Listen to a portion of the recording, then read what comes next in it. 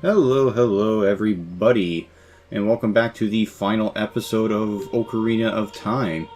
It's been an exciting time to get up to this point, and what better way to start it off than to stare into Raoul's soul here. Staring into his concrete eyebrows. Yeah, concrete eyebrows and the really angular nose that he has.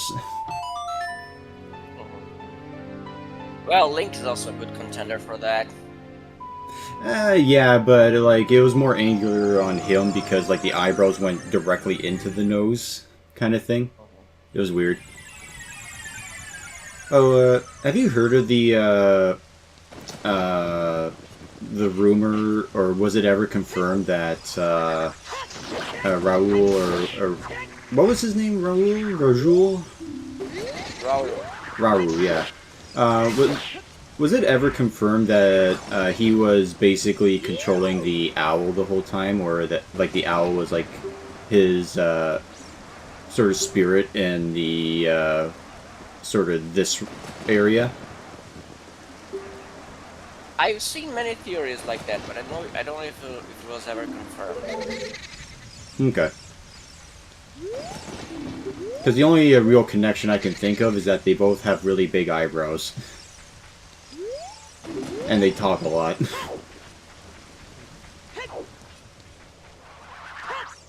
But I do think of it as a pretty good theory, especially since he's the only character you don't actually meet outside of the Sacred Realm. Unlike all the other characters. Or they don't have a direct connection to you as a child. I imagine like you're finally gonna do the. Oh, hello! You're looking dapper, sir. It's like yeah. You're looking happy to have. And that's all you get, 200 rupees. We'll be careful not to get cursed again until the sequel.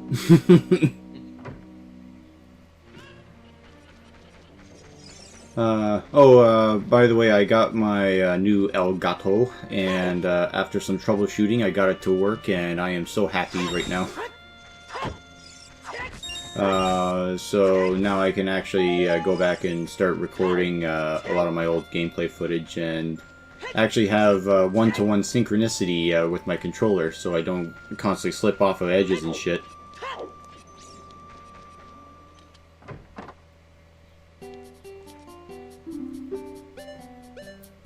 Alright.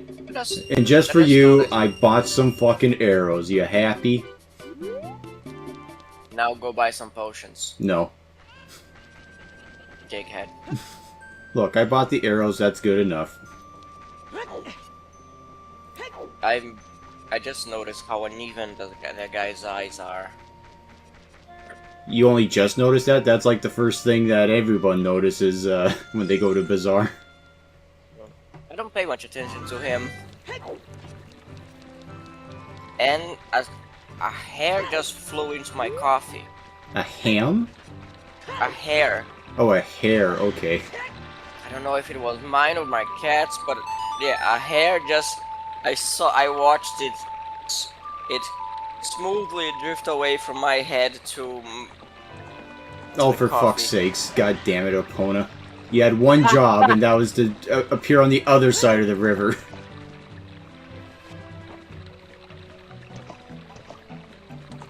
Well, you should show the hair dominance and drink it. Show that you're not afraid of a little hair.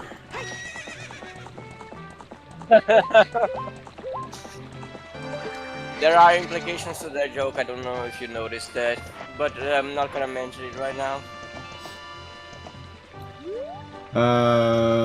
The only one that I can think of is Hair of the Dog, but that's about it.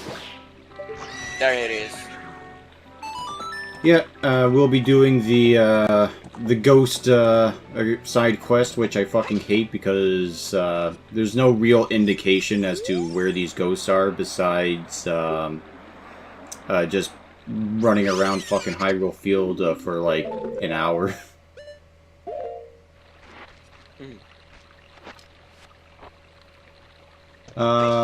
So we have plenty of time. So anything new going on with you? No, I actually nothing particularly new. I actually enjoy the way the situation is now. So I hope it continues like that for a while. Oh, dickhead! Yeah. So one of the things is that if you just wait around for like a minute, it'll respawn. And you have to be on Epona for it to work, because if you go just as Link, it'll give you the other type of Poe that just constantly circles around you. It's really annoying, really stupid, and it sucks.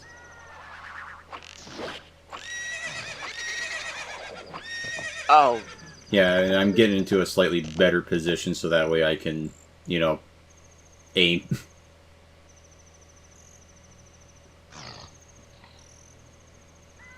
It also is a little bit annoying that you have to wait around a little bit because sometimes you don't realize if you're in the spawn zone or not. Like that. You were just like aiming. You just shot some random passerby all the way in the distance. That's fine. It'll give them a character. Okay, you find it. A few days later, you find the body of the runner. Just shot with, peppered with arrows. Look, I know how the code of how that race with him works, alright? He fucking deserves it.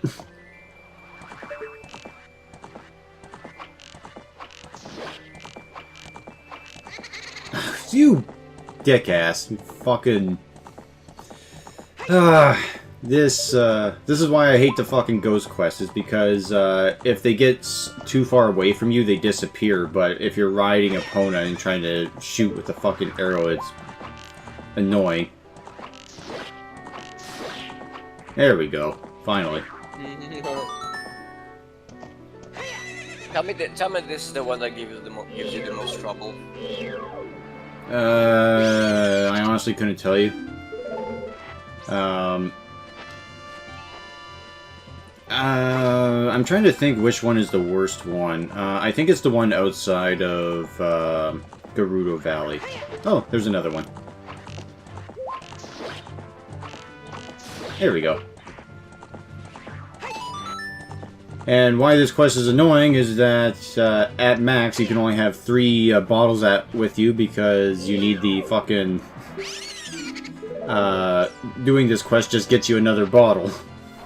And there's 10 ghosts to capture, so you need to do at minimum 4 runs.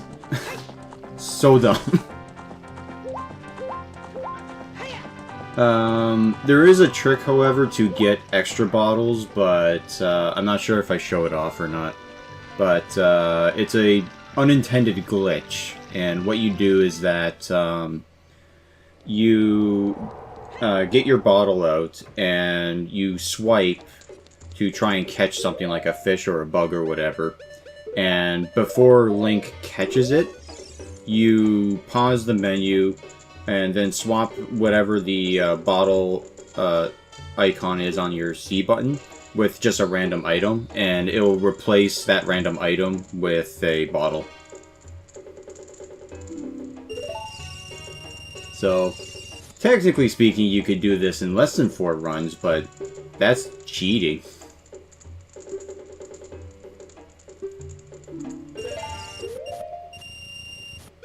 Hey, and look at that, just You're green again. Hmm? You're green again. Yes, green with rupees. Because that's how little the rupees matter in fucking Legend of Zelda. And that's not even getting into the fact that in this Poe room you can get one of the pots that always drops 20 rupees. So you can just go in and out repeatedly and just get 20 rupees every time. It's the pot in that corner, by the way, if you guys want to know. It matters a lot in the original game. I mean, for the NES, yes, because you need to buy the meat and getting the rings is really fucking good. Oh, you... Wow. I know, Jesus Christ. Well, at least we got him, so yay.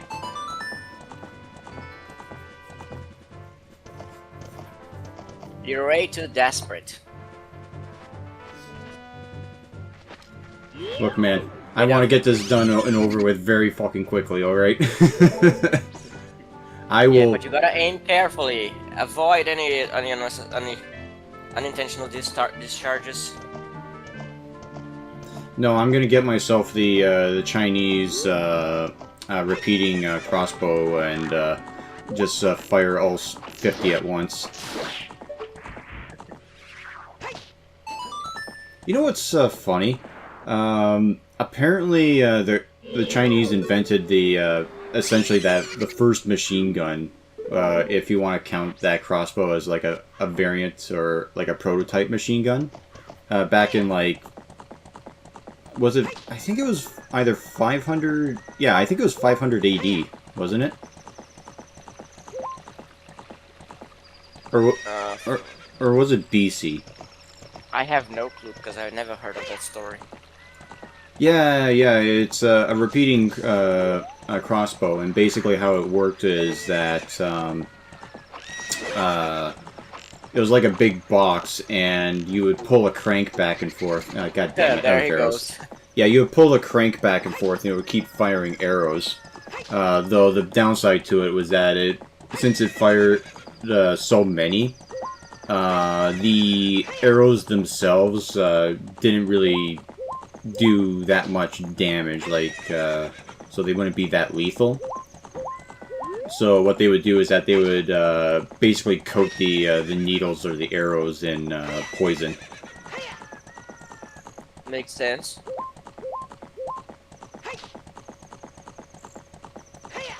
No, but it's just one of those things where it's just weird, where it's like that type of like lost technology, and then or well, not necessarily lost, but you know, it's kind of like how aqueducts and like sewer systems were invented by the Romans, but then they since the Roman Empire fell, that technology got lost for so many years. That's probably an issue also with yeah, I know that later in the history of the Roman Empire, they basically forgot how to they couldn't maintain the aqueducts anymore because the technology was like the knowledge of how to do it was already getting lost. Huh. But Weird. I think that Was that mostly due to the fact of the incompetence of the later emperors, or is that more of the like just an oversight that no one just thought to, oh, we should maybe write this down? probably have something to do with incompetence too. It's probably both, really. A lack of knowledge wasn't properly passed down, and also the incompetence of the leaders. But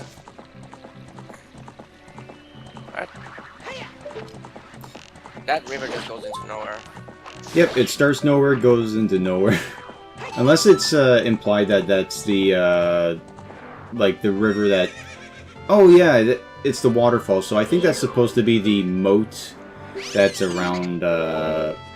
If it's not the moat outside of the castle here, yeah, I think it's where the moat outside of the actual castle proper is. Which, now that I think about it, since we're an adult, that doesn't make sense considering it's now lava. In a fucking sinking pit at that. Oh well. So much for continuity. To be fair, the only reason to go into that area is just for this big Poe anyway.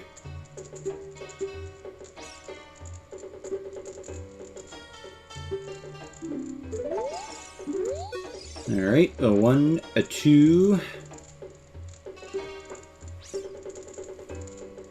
And I was thinking about you said you mentioned molds, and I was thinking about the Motte and Bailey castles, and I'm wondering why wouldn't I was wondering if have you ever played or heard play of any RPG game that is set in the early Middle Ages? Because Um, it is a thing that I've noticed. Like most RPG medieval fantasy RPGs are based on the late Middle Ages. Like, and if you're going by the kind of armor that gets depicted in the games, we're talking like really late 15th century stuff, end of the Middle Ages, really. So yeah, I mean, really thinking about it, well, it's kind of obvious why a lot of places, or a lot of games, I should say, take place in the later medieval period, is because that's when a lot of the technology was there and things weren't as shit. yeah, the most like it's probably the most iconic. I don't know. You know, in many ways, things are probably worse than in the early. The funny thing is that, yeah, I mean, the most iconic things people think about when they think about the Middle Ages is probably more prevalent in the late Middle Ages, like the armor, the very the really iconic plate armor that covers the guy from head to toe. Hmm. You know, especially the jousting armor. That is very much stuff that was around in the very late, like near the end, when they already on the. Oh boy. Yeah, this one's I would say this one is probably the most annoying because you have to come at it from the opposite side of the tree, like from this angle, because from any other angle, the ghost appears too close to the wall and then disappears immediately.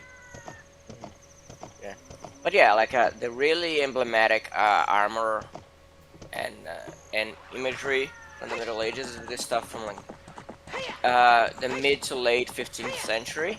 Hmm. Although aesthetically, I think the 14th century is much cooler because, boy, those people were. That was the time where like hair. I would say they still were going heavy on the heraldry for the knights, and man, that stuff was pretty dapper. It was pretty fancy looking. Yeah. Not gonna lie. I'm. People had some really nice drip in the 14th century. Yeah, the only yeah, game. To answer your question, the only game I can think of that was like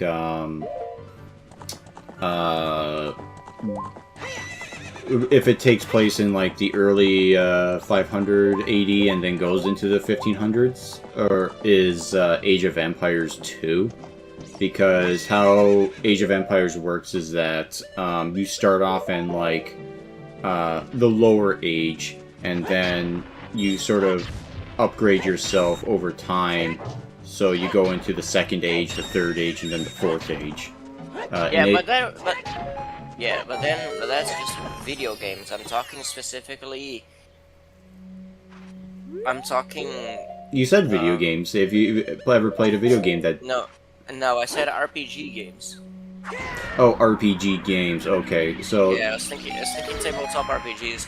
I was thinking mainly about the, like for example, because you mentioned castle, and I thought about the Motte and Bailey castle. So I think about the era of the Motte and Bailey castles. You know? yeah. Which would be very early Middle Ages. The only thing I could maybe think of would be if you made like a really low fantasy and then just got rid of the more heavier armors. Yeah. Because that's usually the heavy armor is like plate and half plate and shit. Yeah, it would have to be low fantasy, most likely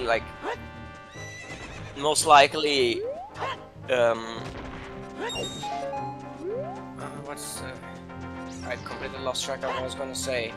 Yeah. Oh, most likely human only. You know, because if you wanna be rare, if you wanna be, do late, if you wanna do early Middle Ages. Yeah, but 'Cause, if you do the fun. humans only, who are you going to be racist against? You can't be racist against other humans in a medieval fantasy game. Come on. You gotta have at least the elves in there. I can be racist against other humans in fantasy, and I will. Okay. Those Saxons deserve it. um...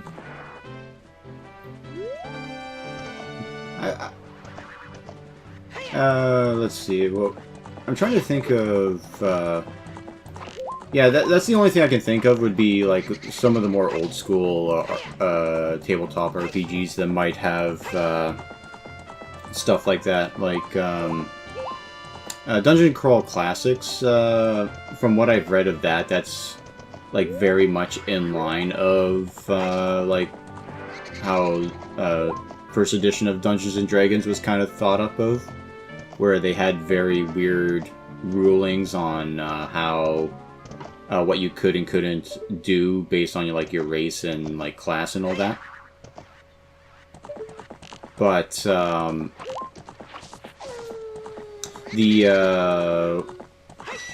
the one problem that I do have with Dungeon Crawl Classics, however, is that they use Gonzo dice, which for those of you who don't speak tabletop, fuck off.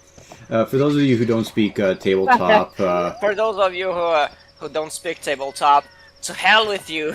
no, it was the ghost appeared like next to that wall, but then immediately jumped up and scurried off, and I was like, Jesus Christ. Yeah, I know, but the juxtaposition is I know. funnier. Um, I'm going with my headcanon now. You just decided to be really aggressive to people who are watching. yeah, because that's usually how I am. But anyway, no, the term Gonzo dice just means like your usual dice are D4, D6s, D8s, D10s, D12s, and D20s, and then the D100, which is basically just another D10. Gonzo dice, however, is like, oh, let's put a D3, D5, D7, fucking D14, like all this other weird shit that's just not standard at all. Yeah, and the really weird and unsymmetrical dice. I don't know. Yeah, they're really retarded looking dice. yeah, I mean, I do have a few of those retarded looking dice just for shits and giggles, but yeah, they're not practical. And even then, the Dungeon Crawl Classics, they say like, oh, if you don't have Gonzo dice because you're a normal fucking human being, you can use normal dice, but then you just have to use like a specific die and then do specific math or specific like faces. So like so to use a D3 for example, it was like use a D6, but 1 and 2 equals 1, then 3 and 4 equals 2, and then 5 and 6 equals 3, or something like that. So, that's my only real issue with Dungeon Crawl Classics. I haven't actually gotten a chance to play the system. I wouldn't mind, though. If only because they do something really interesting with the magic system, where they make it so that if you and another magician get into, like, you cast the same spell at each other, you get into, like, a mage war kind of thing, where it's sort of like in Star Wars, where they're shooting, like, force lightning at each other or whatever. So, I wouldn't mind trying that out, but unfortunately there's only one person that I know of who DMs that, and it was during the hours when I was in another campaign already, so I was like, god damn it.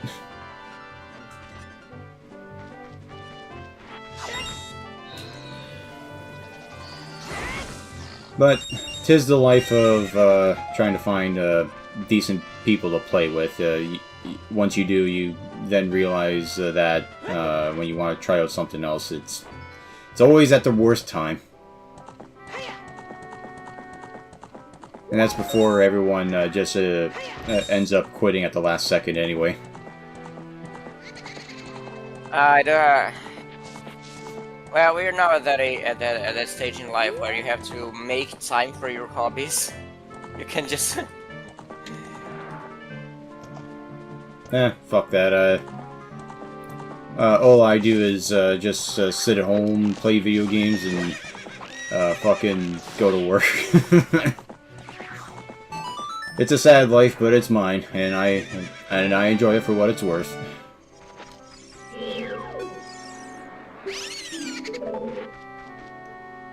Oh, yeah, I got... Sorry, I don't speak yawn sneezes. But, unfortunately... Yes, let me serve myself some more coffee. But, yeah, I was thinking about it a lot because, like, in a way, like, with my schedule now, I kind of...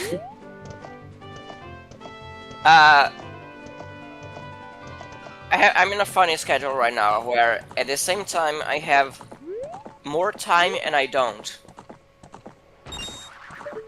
Yeah, I think I know what you mean, because when it comes to, like, I work the graveyard shift, and I have technically the whole day to do stuff, but the problem is that I'm usually sleeping, so... Yeah, the problem is that I don't wanna.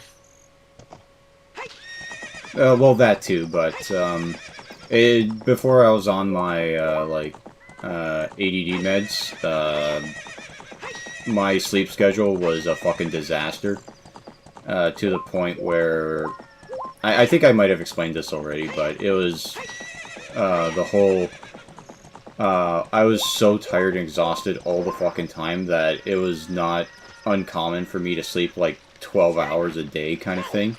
And then when I get up, it would be a struggle to push myself even out of bed. And even if I were to get up, it would be like, oh man, I could really go for a fucking nap right now. So, now being on this medication, I actually have like a decent sleep schedule, and I can actually do things. And I actually get stuff done during the day now, so it actually feels good. Oh, wait a minute. Oh, wow, you earned 1,000 money. 1,000 money.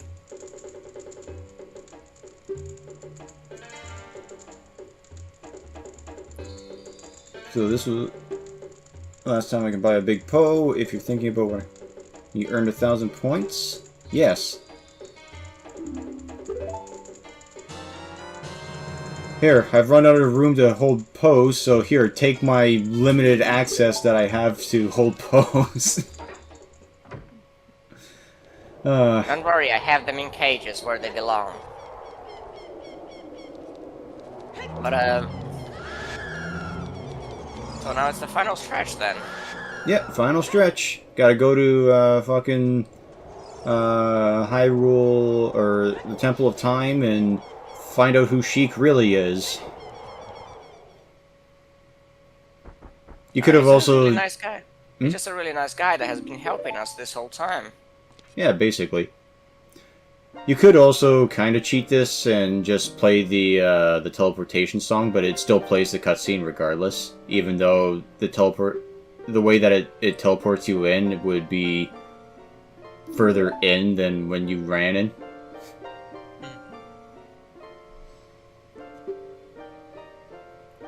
Actually, speaking of the Poe guy, did you hear the theory about him? That he is the soldier. It's either he is the soldier who was standing there guarding the place 7 years ago, or I also heard that he was the child in the graveyard. And the evidence for that is that the kid was really into like the ghosts and the creepy stuff as a kid, and he was waving around a stick as a kid, and the ghost hunter is waving around a stick as well. That's really tenuous. I don't even know if the developers thought about those connections. Probably not. I mean, speaking of the developers not putting much thought into things, I also have a theory that the official timeline that they released is another case of that. Yeah, like they saw the split timeline theory and they thought, I like that. Let's make that canon. Well, the split timeline theory does make sense. It's just that no one predicted that it split 3 times rather than twice. Because who the fuck would say that, oh yeah, a continuity where Link just dies and you get a game over is a continuity to go with. No, the continuity. It is a funny point because, like, okay, why doesn't that happen in the other games? Basically, that's essentially why it doesn't make much sense. But it is interesting that apparently in the split timeline where Link dies in Ocarina of Time, it then goes into the NES versions of Legend of Zelda. And what's interesting is that a lot of the general locations of like where Death Mountain is and where Kokiri Forest is and all that kind of lines up in terms of like where it's like located. I've heard of the. I don't know. I haven't checked about my book of the Hyrule. I have the book Hyrule Historia, and I've never checked it out properly. So I don't know. I thought the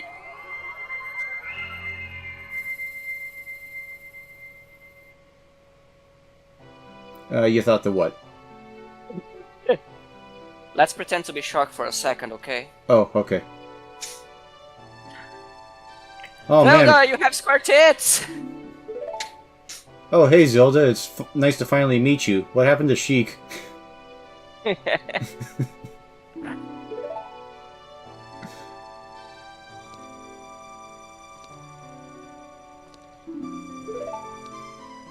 Oh, so here's a question. Link and Zelda, do you prefer their hair being brown or blonde? Well, Ocarina was one of my first Zelda, so I do have a fondness for the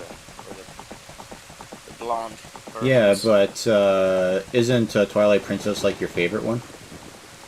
Yes. Where they have the brown hair. Yeah, that is. I think in that Link is dirt brown. He has brown hair in the art of A Link to the Past in the game he's pink or something. I heard that's a glitch. Something like wrong with the coloring on the final game. His hair came out as pink. Yeah, I mean, I could. Yeah, I could see that being a problem because there's no way in fuck that Nintendo is like, okay, what color should we make our main character's hair? Oh, bright pink. Perfect. Like, that just seems a little bit too silly. Yeah. I know, yeah, I remember Zelda has the brown hair in Twilight Princess, but Link is more like dark blonde. Yeah, I'd count that as brown. Brown enough. I guess you could also say that the NES games it's brown. It's not pure 100% Scandinavian Aryan. What, are we going with the one drop rule or something? Yeah. No, you're going with the one drop rule. It has a shade of brown, therefore it's one of. Therefore it's brown. It's like I was going for.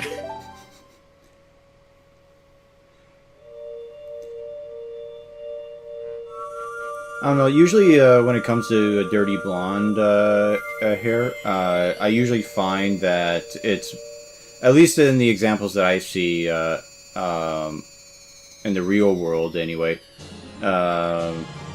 it's more like it's brown with highlights of blonde, rather than blonde with highlights of brown. So that's why I kind of consider it more brown hair. Oh no, earthquake!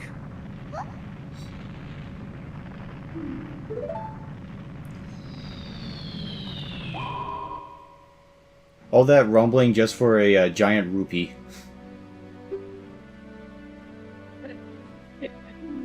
Zelda, I can't put you in my pocket. You're too big for my wallet.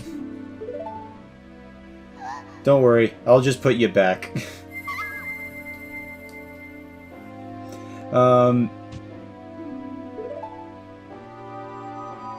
Well, to be fair, there are giant-ass rupees that are like pink or oranger, I think, and those are worth like 200 or something like that, right?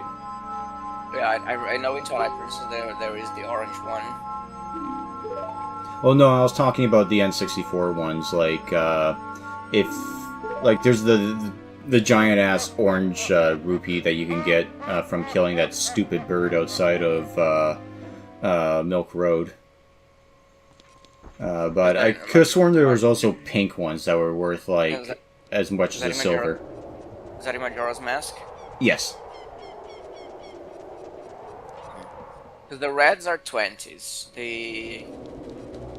There is the golden one, which is 200, and the... Oh yeah, it is gold that's is, silver is 100, my bad. Yeah.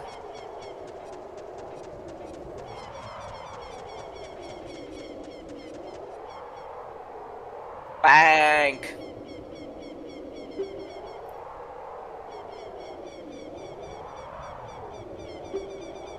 And now, let us use our power to create Rainbow Road trademark. I do like how when after they finish the bridge, Link just sort of takes a slight step on it just to sort of make sure it can hold his weight.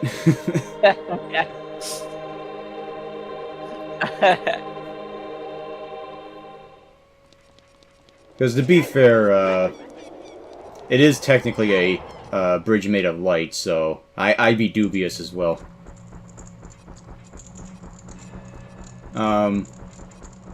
Oh, have you ever read The Killing Joke? No. Okay. There was a joke that the Joker tells at the very end, which is actually pretty fucking funny. Even though it's, Alan Moore has gone back on it, saying that, no, that was kind of a shit ending. Yeah, because Alan Moore is a salty asshole. Salty asshole. But, the joke that Joker told was, he said that, there were two, insane, asylum, people who escaped, from the insane asylum, and, the last stretch, that they had to do was to, hop over from one roof to another. The one guy did it, no problem. Don't shoot me into the pit, don't shoot me into the pit. You fuck. Okay. So, they had to jump from one roof to the other. The one guy makes it and says, come on, the jump isn't too far. You can make it. And the other guy says, no, I'm too scared. I can't do it. So, the first insane asylum guy who made it said, oh, I have an idea. I have this flashlight. I'll point it towards you and create a bridge, so that way you can walk on the light and get over to my side. And the other insane asylum guy says, are you crazy? I know that the moment I get halfway through, you're just going to turn the light off. Damn it, he's onto me.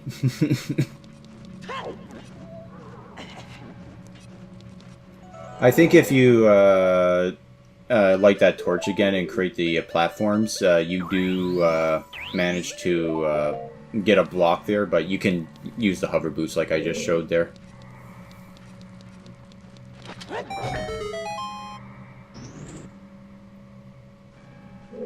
And there's also another torch just right next to that door there, which... to be honest, I don't know why you would want to... Well, I think they do create platforms that like a little staircase going down to that switch, or you could just hop down like I did. I find hopping down is easier.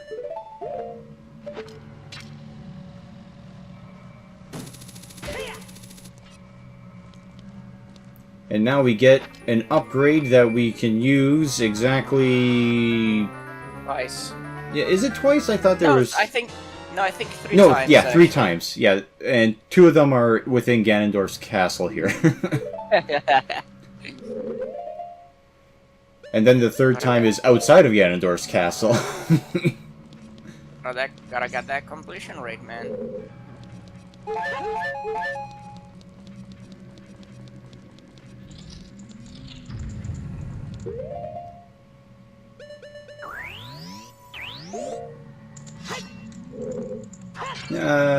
What do you think that weird fucking orange thing is? I had no joke prepared for this, so I don't know.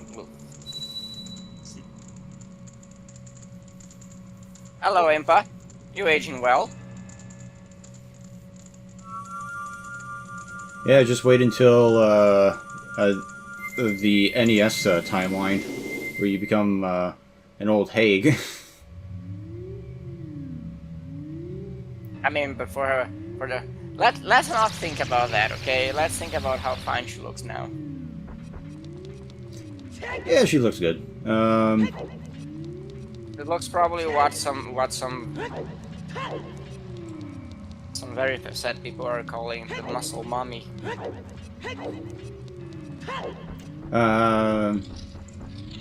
Yeah, she's got a bit of muscle, yeah. But I just have a problem with the whole muscle mommy thing, because I find.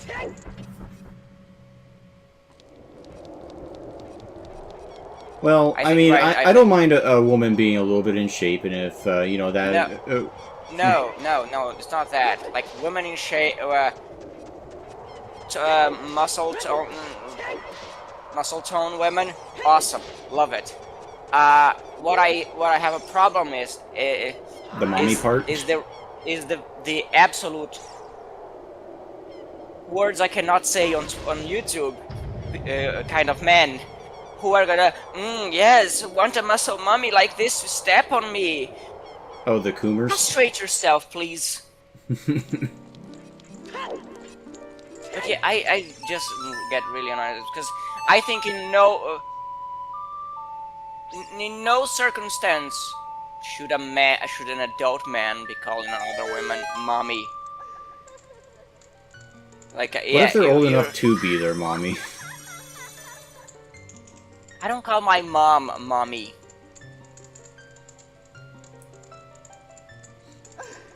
That is just... Yeah, actually, looking back on it, I can't even remember the last time I called my mom mommy, if I ever did. I usually just say mom. When you're 7, perhaps. But yeah, like I just find it strangely debasing that an adult man would be saying that kind of stuff. So woman.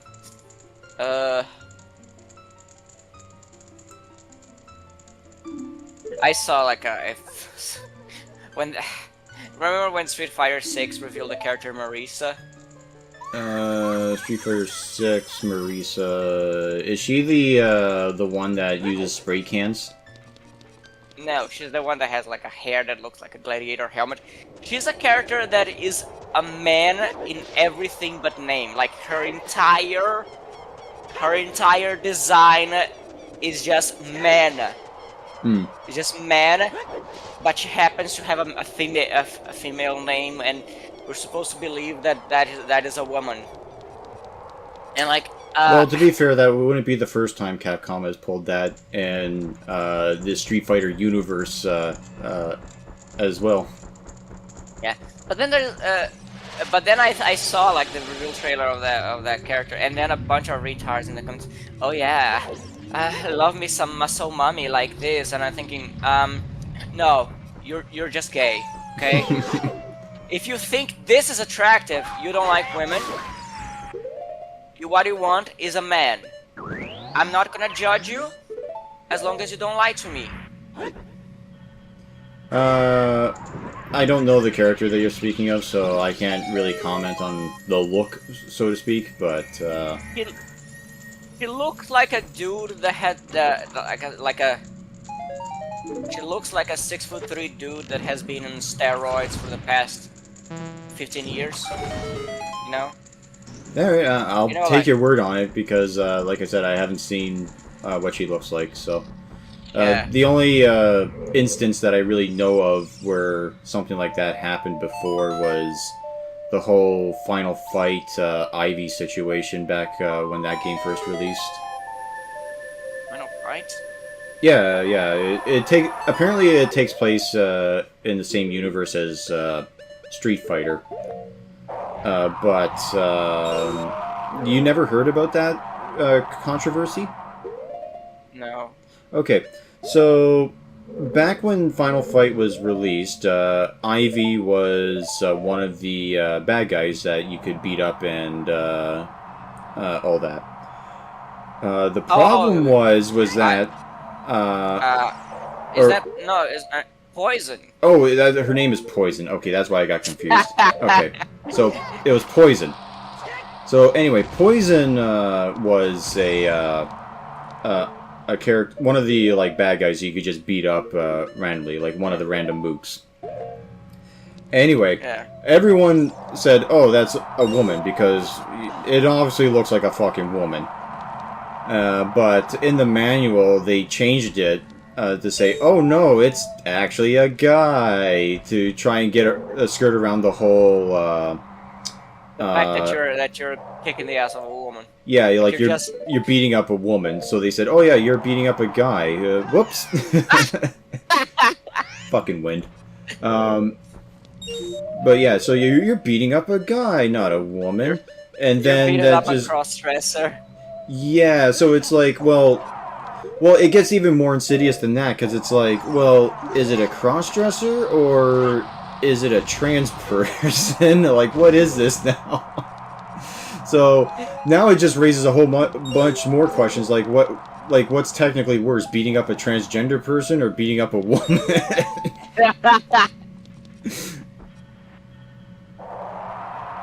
Or beating up a crossdresser? Like, what the fuck is the answer? Of course, now everyone knows that Ivy or Poison was a woman, but no. That is a thing. That is an issue with the localization. Like the Amerimats just decided. That might be problematic that you're beating up a woman. Let's make it a guy and change and barely change anything on the sprite. Yeah, we already have Jack Thompson on our asses. Let's just make this like this is a cross-dresser. He's probably gonna like you that we're beating that. Yeah, no. Jack Thompson was early 2000s or like mid 2000s. Final Fight came out in like the 90s.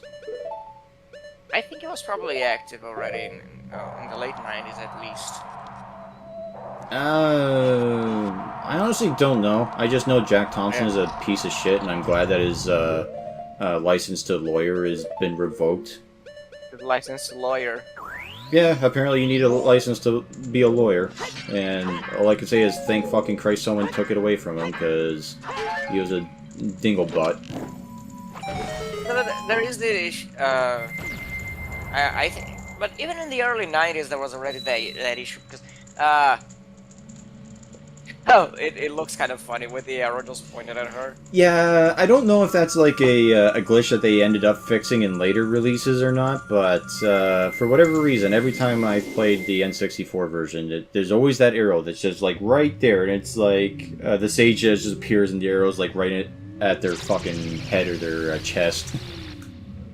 It is, yeah, but like in the early 90s, there was the controversy from Mortal Kombat, for example. So I think Mortal Kombat was the game that was Mortal. I don't know if it was Mortal Kombat or Night Trap, the game that triggered the creation of the SRB.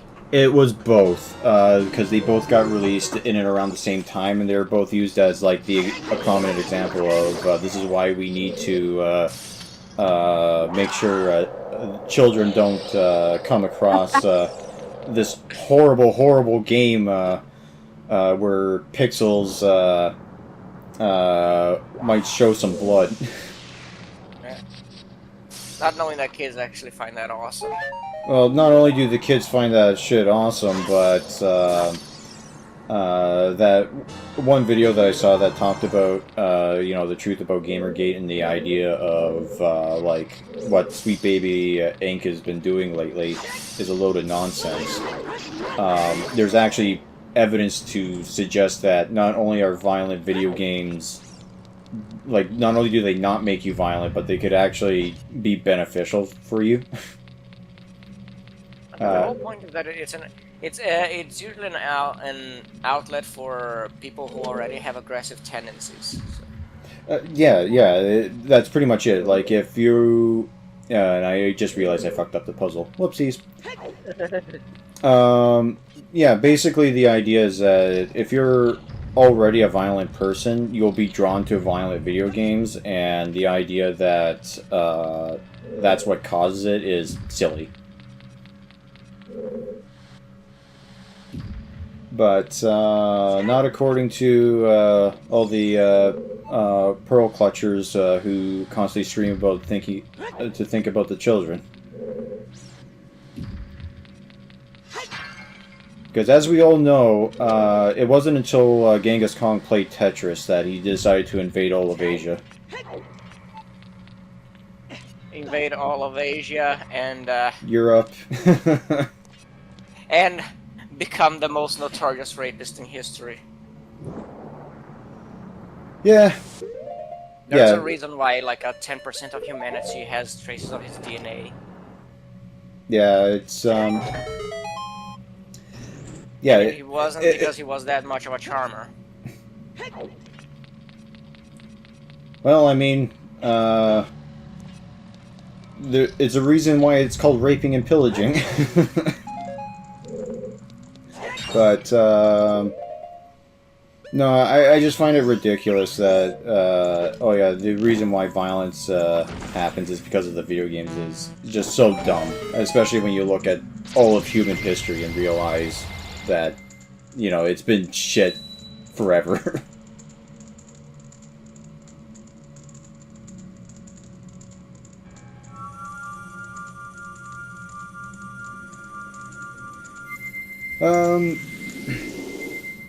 Out of curiosity, did you watch that video that I sent you about the Gamergate thing, or was it too long at 2 hours? I've listened to a bit of it while I was cooking. Okay. I found the digs that missed quite funny. The digs that missed 3. Oh yeah, yeah. I didn't even realize they made that many missed games, because I thought the first one was like, you know, what the fuck ever, who gives a shit. I know there's one. All I know is that one was not an adventure game apparently, where you just have a. Here's a fun little trick. If you wear the hover boots, the thing does not go down.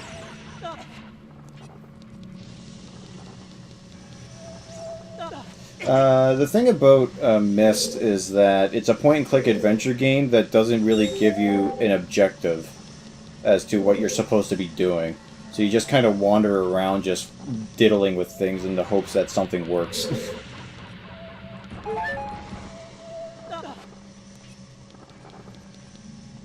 Which would explain why people were more frustrated playing that than they were the violent video game. Yeah, in the violent video games, at least you know. Oh, the guy in front of me who is doing threatening motions. I kill him. That's my objective now. Yeah, simple and straightforward. And in Myst, it's sort of like you're dropped off on an island, and you have to figure out if cranking this, well, hand crank is the right thing to do, or if you're supposed to. And I just realized I fucked up there. Whoopsies. Ah. Yeah, you're not supposed to wear the hover boots there because you can't do a jump to get on back onto the little rock again. You have to redo the puzzle. Oh boy. I don't think I have to redo it because because the rubies didn't respawn, so I think it's open. Yeah, it's open. We're good. But I think if I died before I got the last rupee, then yeah, I would have to redo it.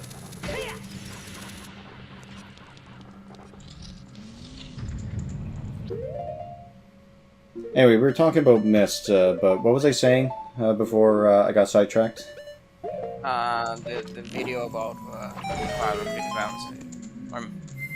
Oh yeah, it was the idea that in Mist, it's sort of like, okay, you turn the crank on this handle, and you hope that whatever it does something that you can do to activate something else later on. Yeah, you were saying something about the video itself, like how about the commentary on where she goes over the research on violent video games. Yeah. Basically, long story short, it's the idea that not only do violent video games not make you violent, but there's actually, like, apparently in terms of cause relation, it's like everything was added up as like, oh yeah, this would add like an extra percentile of making you more violent, of growing up in like a poor family or an abusive family or witnessing assault or being assaulted kind of thing. Yeah, actually checking for the other variables instead of just... Because the problem with most of the research for... Yeah, it was done by one piece of shit guy who was definitely trying to look for a... trying to reach the conclusion he wanted rather than actually do scientific research. He already had the conclusion in mind, and he was just looking for evidence to back it up, and he was purposefully avoiding the other variables, like the other traits that could lead to aggressive behavior, and also like. Some of the stuff that they characterize us as aggressive behavior was having certain opinions about... Yeah, having like opinions on your opponent, being like, do you think your opponent is a stinky poo-poo head? And it's like, yeah, he beat me. And it's like, well, yeah, that means you're violent. But I think the main takeaway from a lot of those research is that the attraction to is that violent video games don't cause anything. Attraction to violent video games is a predictor of aggressive behavior. So yeah, a person who already has a behavior that is propense to aggression is more likely to be drawn to violent video games. Yeah. Like, yeah, because I was just about to say, like, I mean, I like playing violent video games, and you want to know how many people I've killed or assaulted? 0. Yeah, we'll take that to the judge. Alright, take it to the judge. Let's see how many crimes he can label me with. For having the wrong opinions. Given what country you're on, we can probably make up a list. What's this? God, I don't even know what it would be like. You dislike this movie? You dislike this movie? You don't think Barbie was the greatest masterpiece of all time? You don't think Barbie is a feminist masterpiece? Well, you're clearly a rapist. Oh, clearly. I mean, I never saw it because I have no interest in watching it, but, you know, clearly.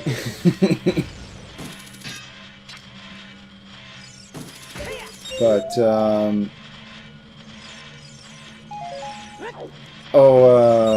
I also started watching some EFAP videos. And the one that I saw or finished watching while at work was I'm just gonna be mean to these little traps here. You're not going anywhere now. I like doing that. But anyway, the EFAP video that I watched, they were responding to the extra credits video that they just released on video games are the cheapest they've ever been in history. Don't care. Be cheaper. Yeah, basically. And the guy's logic as to why they should be more expensive is that game development costs a lot of money. And Can't you just slash that one? well, you can, but it's a little bit out of the way. So if you wanted to do it from that side of the fence, you would need to do a spin, a more powered up spin. Or you could, you know, just use a bomb chew and just bop it, and then get more bomb chews. But yeah, it was the guy's argument was that, oh yeah, due to inflation, the cost of a game back in the 90s is actually more or less what it is now, and adjusting for minimum wage costs and yada yada yada, we're actually paying roughly the same amount. And I was also saddened to learn there that the light does not work in the same way it does in Majora's Mask. Feels bad. Does it affect the World Masters in? Yep, it kills them instantly, or well, not instantly, but it basically does like a sword slash to them. So it's pretty good. But yeah, so this guy who sounds like he's trying to sell you ShamWells in an infomercial, he was saying that, oh yeah, so the idea is that video games cost $70 now, but that's just because that's adjusted for inflation. But why does it feel like games are more expensive to buy now? And like EFAP and me watching it were like, well, do you think it has anything to do with the massive amounts of DLC, day one content, fucking map packs, and all this other bullshit that's unnecessary to the game, but they hoard it off and make it so that if you don't have it, you're not having the true experience? Yeah. It is a pretty scummy thing that, like, with the amount of monetization that there is now in this game, the guy still has the balls to claim, yo, the games are cheaper than ever been. Yeah. Also, I don't know why I just left that. That was weird. Maybe I thought I missed something, but I don't know. But oh, it gets even worse than that, because he even brings up that point, like, oh, there's all this DLC content and everything, right? Anyway, next point. It's like, let's not talk about that. Yeah, it's like, you disingenuous little shit. Like, you bring up the exact reason that everyone thinks and feels and knows why games are more expensive than ever these days, and you're like, yeah, let's just gloss over that.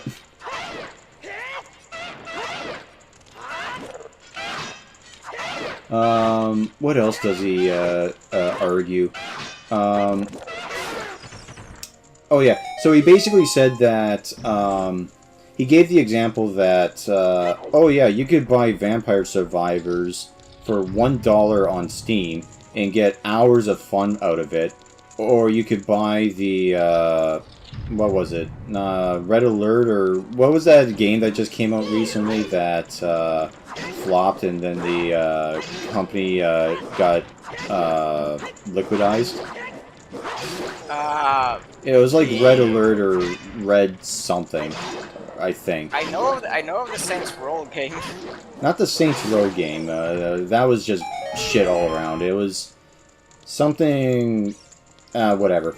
I think it was the company Arcane that made it.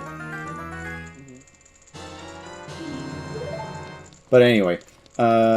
So then it was like, or you could pay $70 for this game Arcane made, which was universally panned for being a piece of shit. And he said, well, my argument is that, sure, you could pay $1 for the game that you could have more fun with, but my decision should be more based on, like, the developers of Arcane should still have their job at the end of the day. That should outweigh my fun factor that I should be having with the game.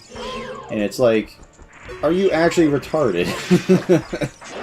Like, if a game developer makes a shit-ass game, like, no, they don't deserve money. Yeah. I don't care if they go bankrupt.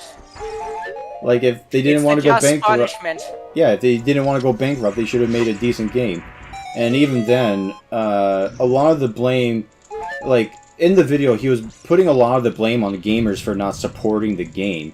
When in reality, it should be put on the publishers for not either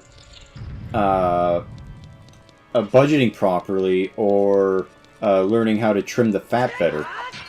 Because apparently, you know, gaming is a huge multi-billion-dollar industry. So, you know, that money's going somewhere. And apparently it's not going into fucking the game development because despite getting $200 million, games are still coming out shittier than ever. Extra credits are just like I don't know if perhaps they've ever been like this, but nowadays like it's very blatant that they're just skills to whatever is the trend in the gaming industry right now.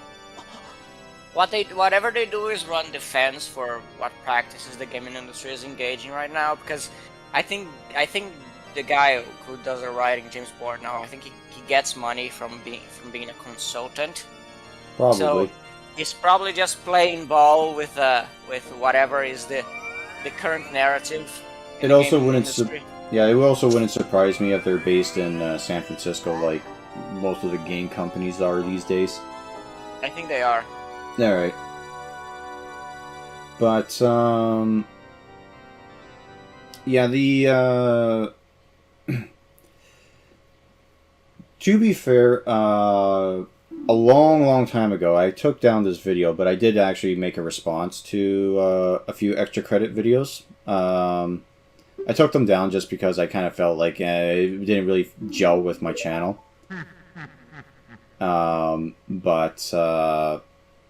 Yeah, I did make a few responses to extra credits, and I was just sort of... This was, like, before they got, like, this modern-day shitty and started talking about how orcs are black people and shit.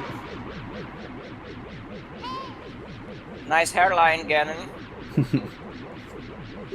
Well, it's hard to grow hair when you got a giant jewel coming out of your head. I mean, but which came first, really? I would say the jewel came first. The baldness or the massive jewel? My one gripe with this fight is that it should be like the Phantom Ganon fight, where the balls, the lightning just gets faster as you. Yeah. As you move back and forth. Although, to be fair, this was like the most epic shit as a kid, where you're playing like extreme tennis with each other.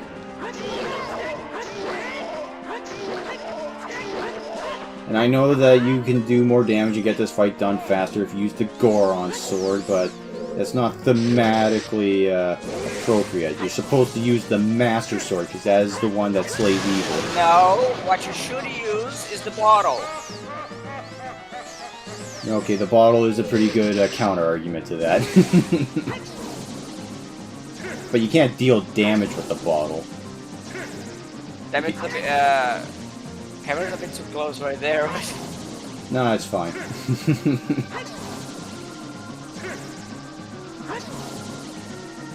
I'm actually trying to remember... Oh yeah, so the videos that I did responses to extra credits was the idea that game titles are incorrect and that they should invoke more of the feel that the game gives you rather than the genre that the game is.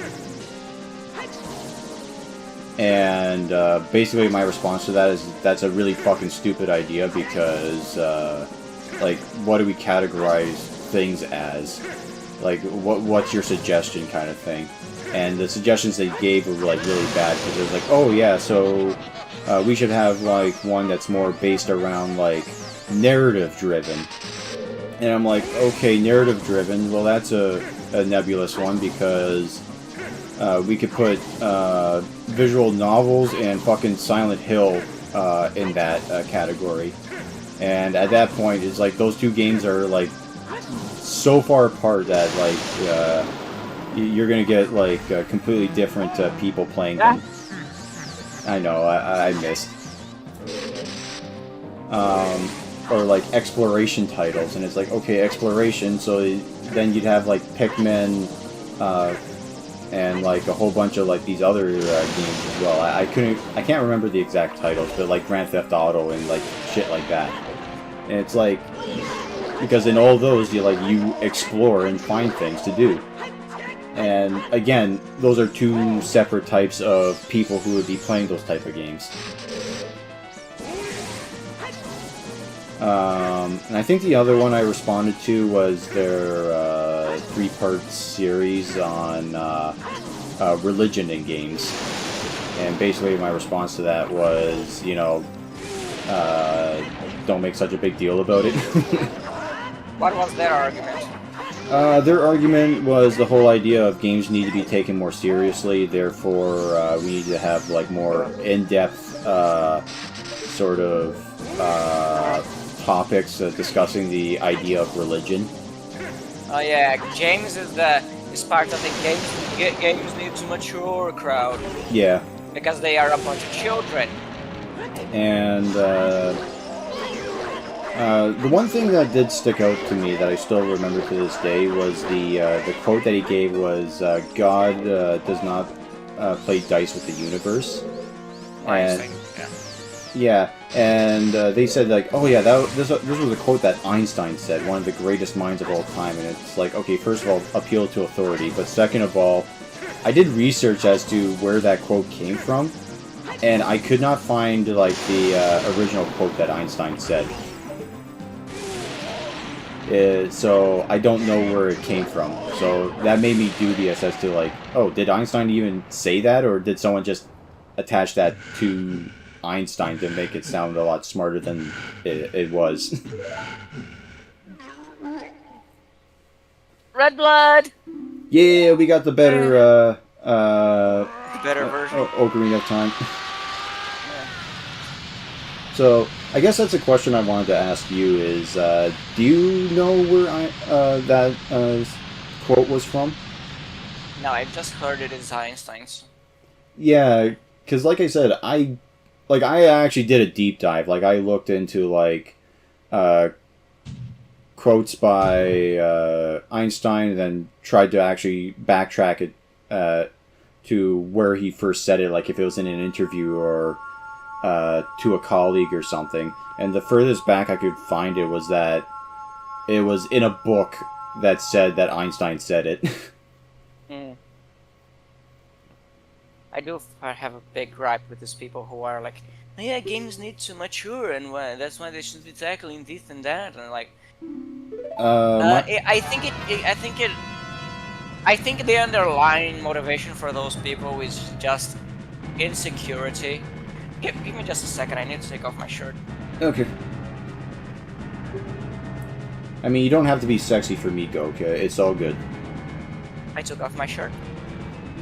Alright, so you didn't hear what I said? No. Okay. I guess you'll have to watch the video and find out. Yeah. But yeah, but like these people who keep claiming like, yeah, games need to learn how to tackle this subject because the media needs to grow up and mature. And I was thinking, you are just an insecure person who are afraid of, like, who is constantly afraid of being seen, of being looked at as childish. Because it's a whole. I think it's very much the case. Like people, because this is. Yeah, you don't see like a I don't know. I keep thinking about that quote from C.S. Lewis that he as an adult he read fairy tales in the open, because when he grew up, he did away with childish things, like the fear of being seen, of being looked at as childish. It's very much a trait of people who are immature. They have this fear of being looked at as childish, so they are constantly trying to pose to project an image of maturity. So that's why they keep harping on that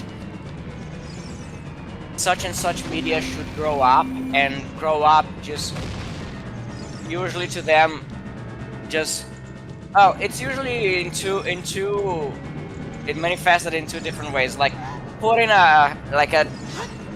that's very artificial. What today is gets classified as edgy, like that very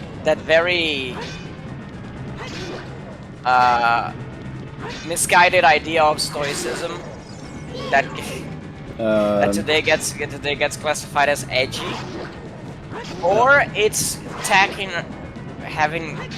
those narratives that have like a quote unquote mature subject matter just tacked in a very hackneyed way, like in very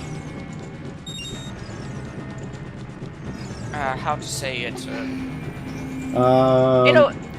like narratives that try to tackle controversial subjects, but they do that in a very either superficial or just a very not well written manner. Yeah.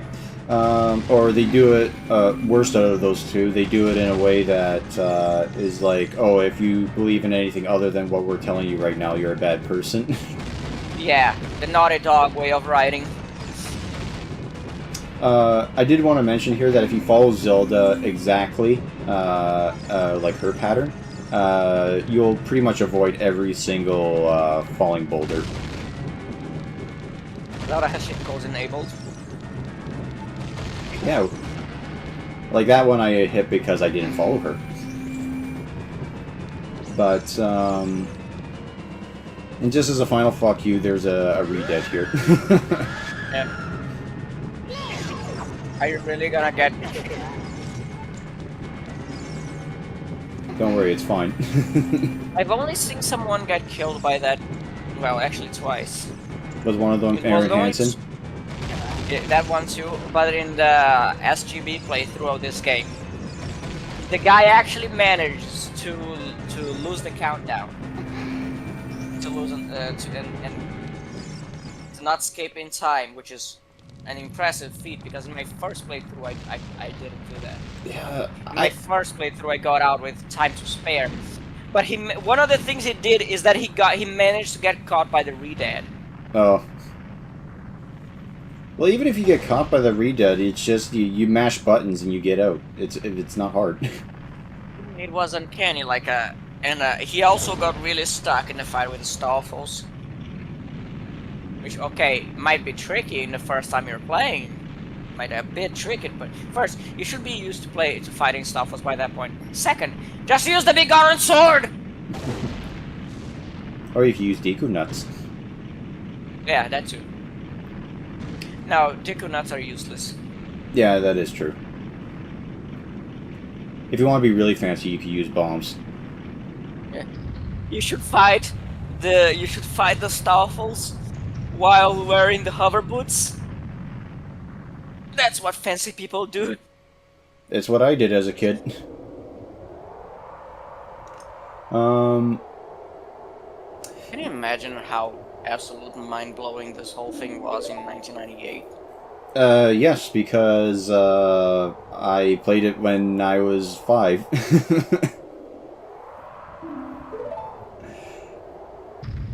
And I remember as a kid looking at a flyer for the upcoming games coming this Christmas, and Majora's Mask was in there. I was like, oh my god!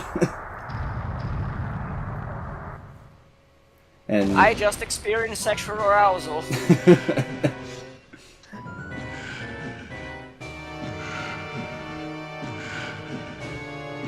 Hello, buddy. You're looking pretty fine for someone who had just had a tower fall over him. Fall on top of him. Yeah, you had to flip us off first.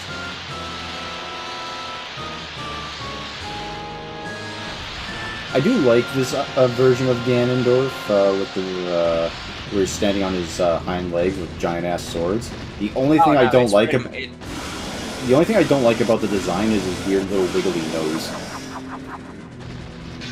Yeah, I just think it's probably like the best version of the Ganon monster. Yeah, I found the Twilight Princess version where he's just a giant pig who just charges at you through portals is just be kind of lame.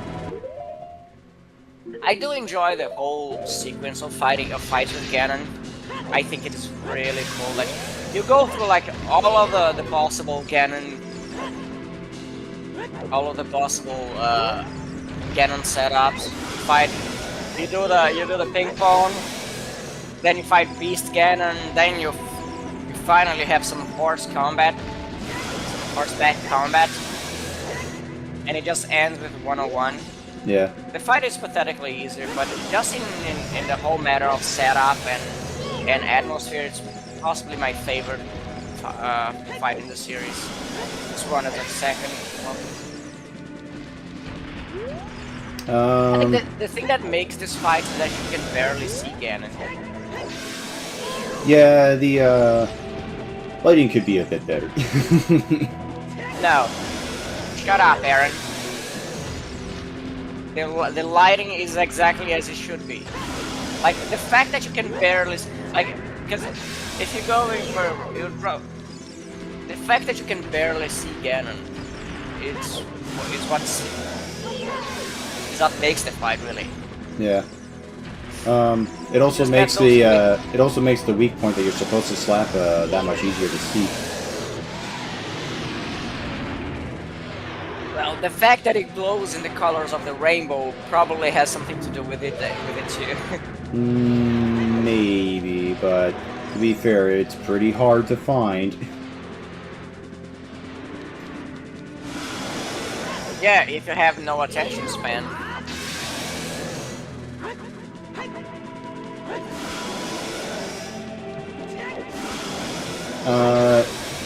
Also, if you guys want to stun Ganondorf, if you aim at his face, you can shoot a light arrow at it, and that'll stun him.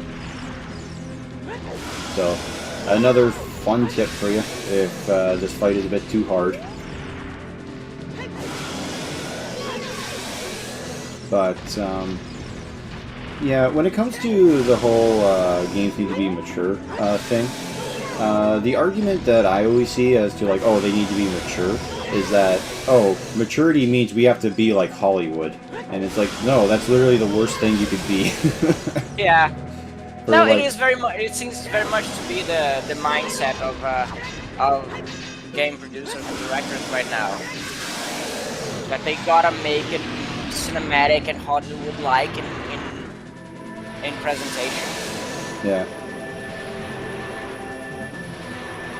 And in theming. So then you get absolute nonsense, like... God of War Ragnarok? Yeah, that's it. Yeah, games that are ashamed of being games. They wanna...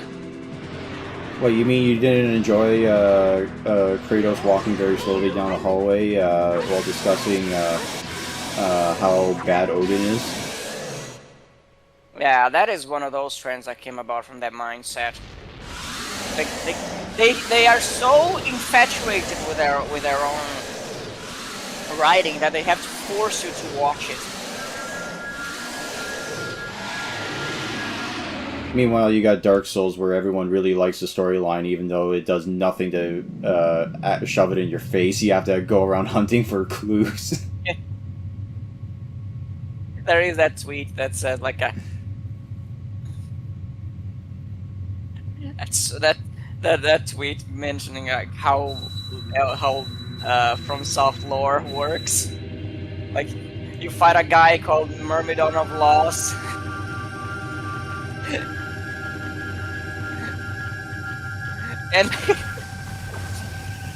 And when you kill him, this is like some random man, you're like, forgive me! And people just go digging through the lore to connect the dots.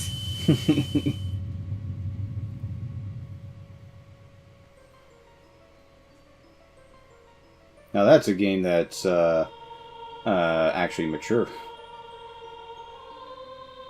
But If only they could finish properly the second half. well, they did get George R.R. Martin to write the first Elden Ring game, so it's going to be like another 10 years before the second one comes out. No, I'm talking about the Dark Souls. The first game, Dark Souls, like the main.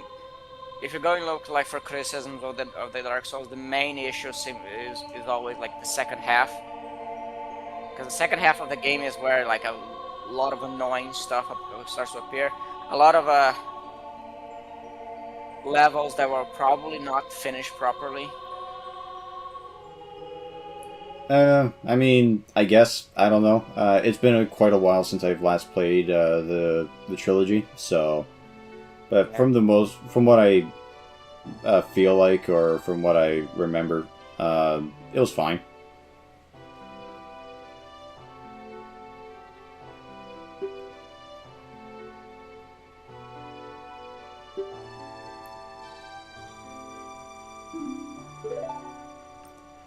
For time, gotta set up those sequels.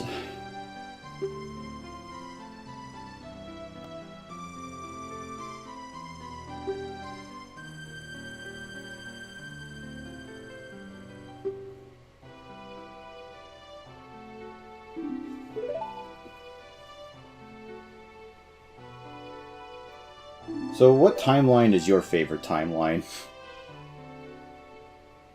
Let me see. I would like the timeline where Michael Jackson would still be alive and possibly being president of America. I think that would be a pretty cool timeline. Oh, I meant Zelda, but that does seem interesting. What was there ever a possibility of that? Because I thought he was a bit too crazy to, be president. I mean, Michael Jackson being president is crazy. I mean, it's crazy in the sense that, in the same way that, oh fuck, I completely blanked on his name. The black rapper who got into a lot of shit recently. Married. Oh, Kanye? Yeah, Kanye. Yeah, I mean Kanye tried running for president, and well, that didn't work. Well, Kanye. Kanye what? It's a whole other can of worms.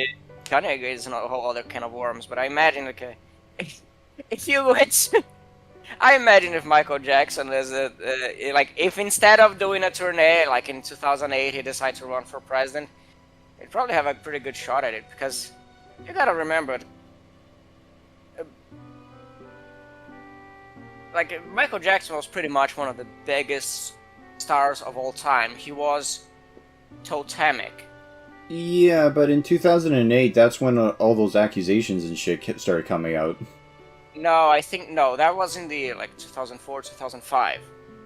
2008, I think 2008, it was quite a few years after the accusations were debunked in the trials.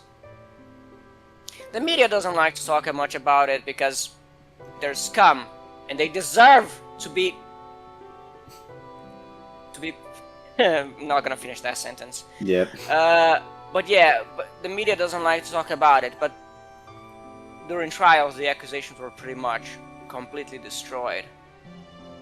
Like the case that was put out and in his favor and had a way, and when the accusations just did not survive to scrutiny. Okay. So yeah, I imagine that in the late 2000s he was still probably a big enough star that he would probably, if he decided to make a run for politics, he would probably make a pretty good run. Would he technically still then be the first black president if he won instead of Obama? I don't know. He would probably get Uncle Ruckus a bit confused on how to vote for.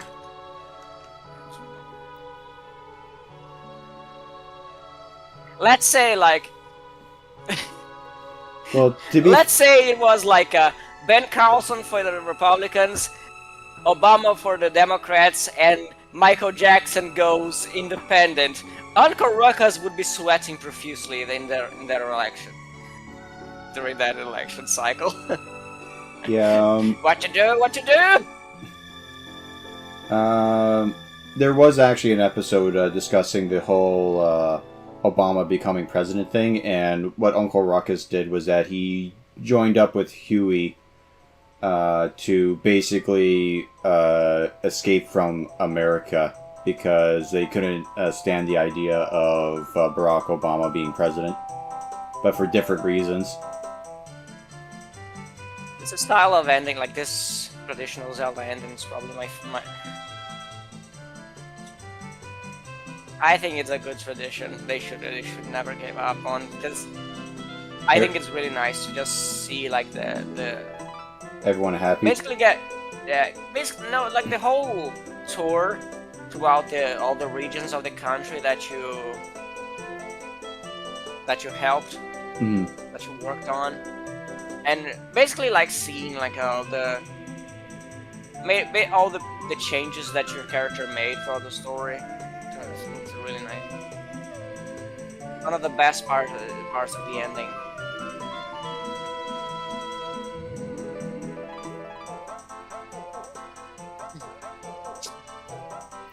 I guess your theory is true. We never do see his legs, so they probably never rendered them.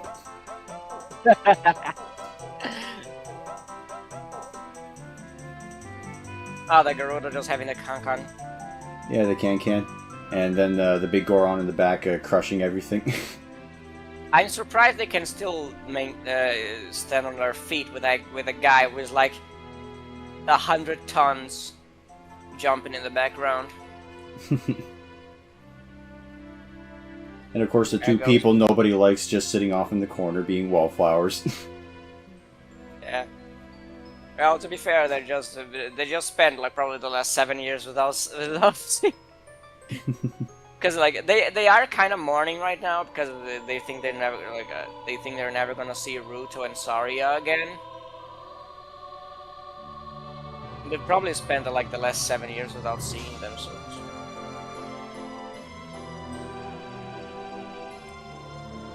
This is like one of the best moments, like one of the nicest moments in the whole thing. Yeah. Too bad. God, I keep forgetting how to pronounce his name. Rauru?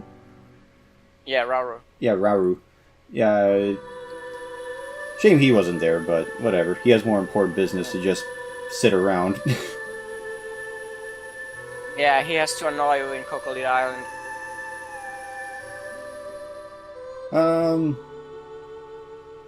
Well, to be fair, he was actually pretty important there, like, in terms of, like, giving hints and that, telling you what it is that you actually had to do to get off of that island.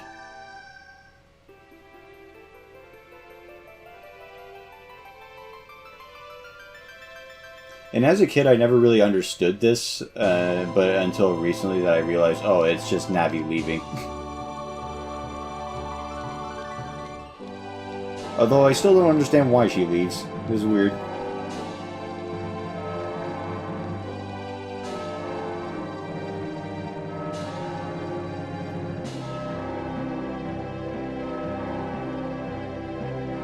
It is a really...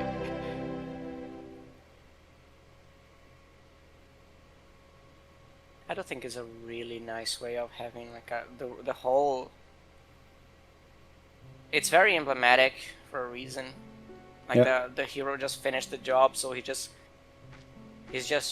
tries to return to normalcy. Yeah.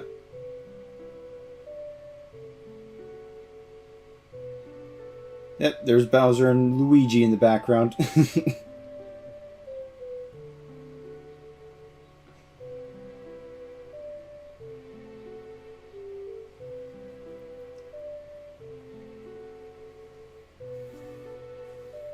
And with that, that is the Ocarina of Time. And a fun little fact is that if you stick around on this ending screen for long enough, you get to hear your Scarecrow song play. But with that, that'll be it. So, hope you guys enjoyed, and we'll see you all next time. Have a nice night.